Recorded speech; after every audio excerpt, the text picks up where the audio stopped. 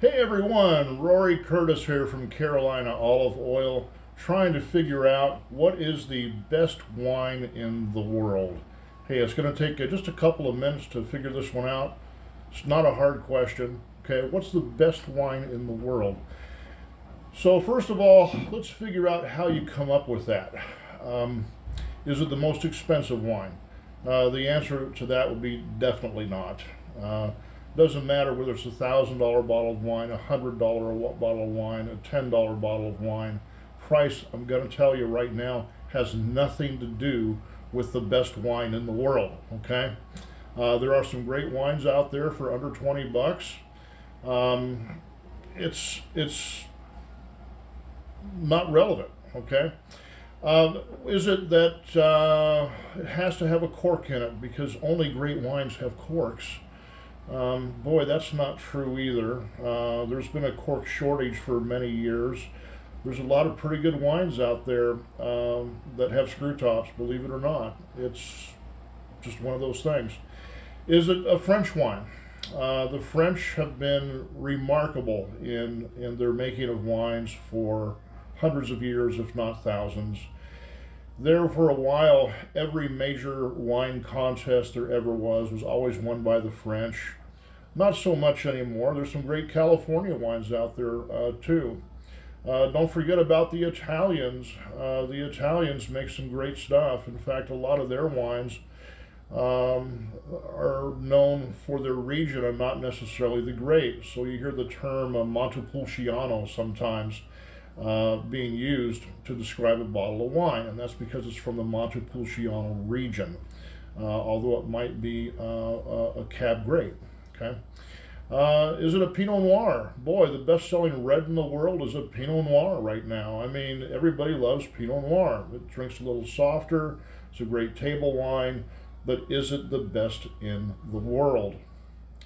Is it a sweet wine? Oh, and let's not cringe over that because the best-selling wine in America right now is Moscato.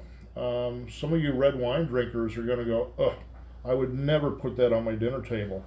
But you might if you were serving a really spicy food like an Asian food. Think sweet and spicy pork, something like that. Think about something that has a cayenne pepper element. You won't believe how great Moscato pairs with that.